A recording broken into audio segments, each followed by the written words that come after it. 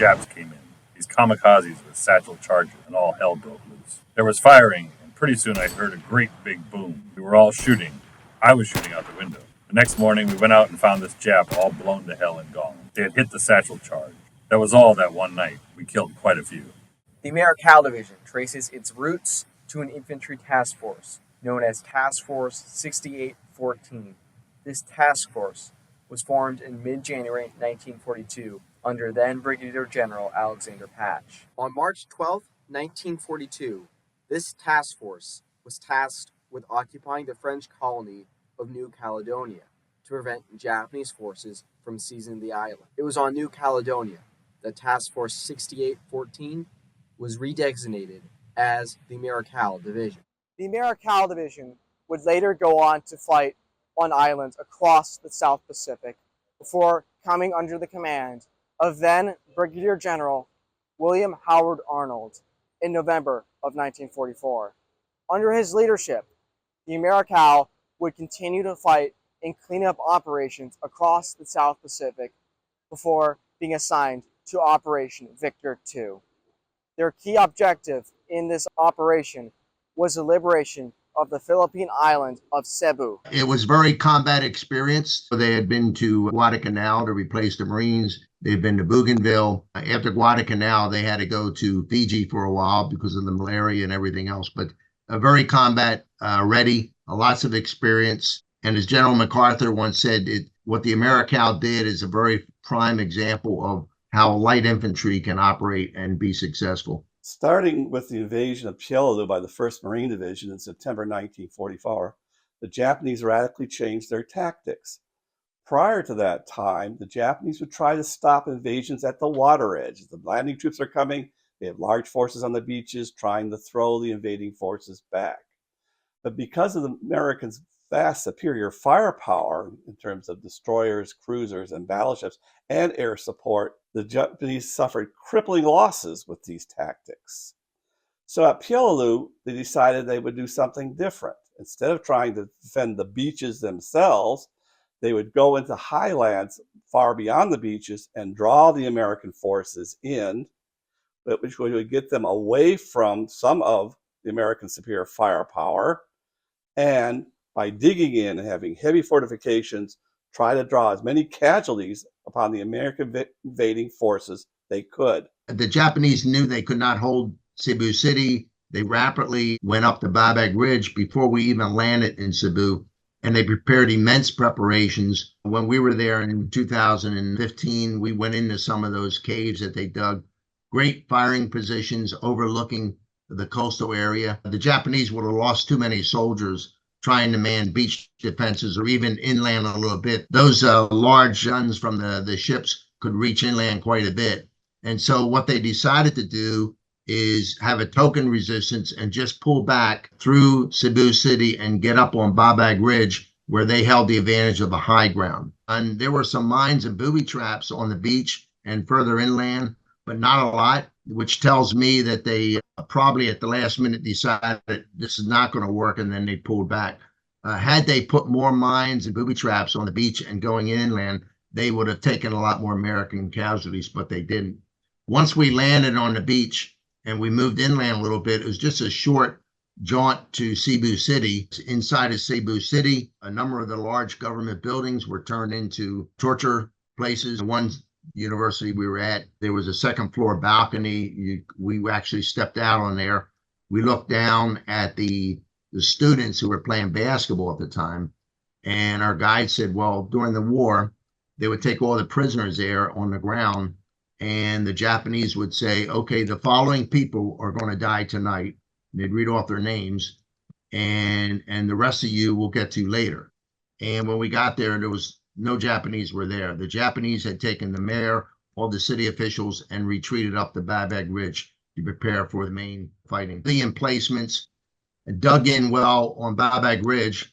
The entree to Babag Ridge was through Gochan Hill, and that was manned by Japanese, but it didn't take us long to get past them. So Babag Ridge ran from north to south along the island, and so we were on the eastern side lined up, and then they were up there on the ridge. So we only had 2 regiments to attack Bye Bye Ridge. And we did the very best we could. We had gunfire from the ships and everything else. But the ridge was just too long, and we just didn't have enough troops. And General Arnold said, well, I can't do this without that 3rd Regiment. And what he did is the 2 regiments on there on the island had the enemy fixed on Bye Bye Ridge. So he put the 164th Regiment down to the south, and they came around from behind and just swept right up on the ridge. And that's what drove the Japanese out. The fighting on Cebu continued on, and we took more control. We took over Bye Bye Ridge, and the Japanese up there on the ridge, what they did is they slaughtered all of the Filipinos that ran the city. They didn't take them with them, just killed them. And then they started moving north on the island. And at that point in time, we went after them. And that's when the Filipino division started to come together again, because we had the Japanese on the run.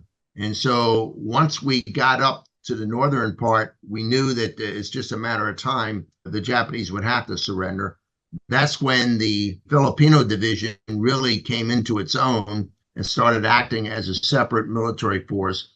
And we helped them. If they needed help, we would send a battalion to help them. And they continued the pursuit of the Japanese further north, because they knew the island. Once the Japanese invaded Cebu, the 82nd Philippine Division basically became a guerrilla force.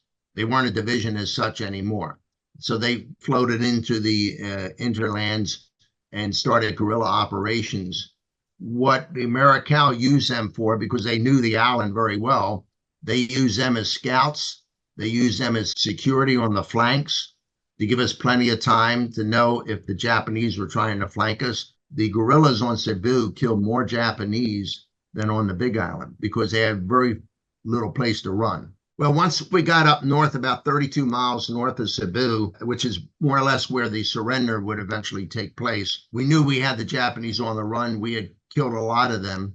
And it's an interesting anomaly. The intelligence reports said initially that there were about 4,000 to 5,000 Japanese on the island. And so General Arnold said, okay, we can handle that with our firepower and everything else. Well, as it turned out, on the main island in Manila and Luzon, the Japanese were losing badly. And so the only place that they could retreat to in short order was Cebu. And so they were coming on Cebu on the northern part of the island, not where we landed. And as it turned out, instead of 4,000 or 5,000, there were close to 10,000 or 11,000 Japanese on the island. And we never knew that. And yet we defeated them. We were told, you will be in the invasion of Japan.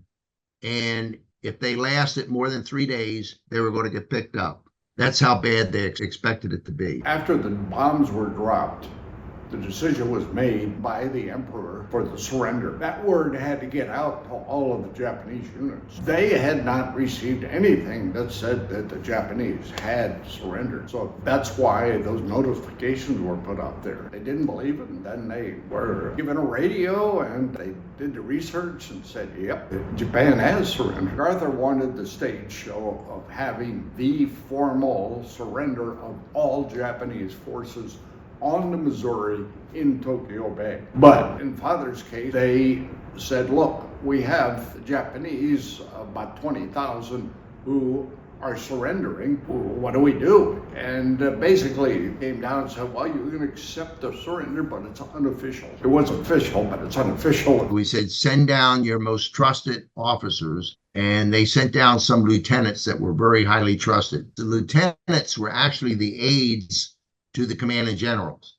So the commanding generals trusted them intimately, more so than let's go to a Japanese battalion and have the battalion commander go down. The location was chosen because of the geography, and it was also easy for us to send envoys to the Japanese and work things out. So it wasn't difficult for them to get down there when we were doing the surrender. So we had the soldiers there all lined up in uniform, loaded rifles, but we also had machine guns pre-placed that came in the dark of night and surrounded that surrender area with machine guns, just in case the Japanese wanted to do something. So they chose this one area, again, about 30, 35 miles north of Cebu, close to the coast, as the most likely place to have it because they had a main road, main artery there. and the Japanese didn't have to go so far to come down and meet there on that facility. We had hundreds of trucks, military trucks that came up as well, because as soon as the Japanese surrendered, we took their arms, we searched them and everything else. They were loaded onto trucks and then drove down to Cebu City, and the boats were already there to put them on the boats and take them to Japan. And we had to have guards on those trucks, because if the Filipinos got a hold of the Japanese, it would not have gone down well.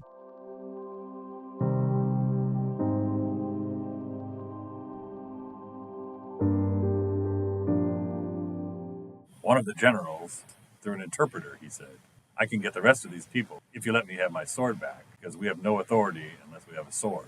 So I said, "Okay, give him his sword." He went back, and that's the way it worked. On December 12, 1945, the Americal Division was officially deactivated after serving during the first 3 months of the United States occupation of Japan. However, this was not the end of their story. The Americal Division would go on to serve in the Panama Canal Zone before going on to fight in the Vietnam War. However, these stories are for another time.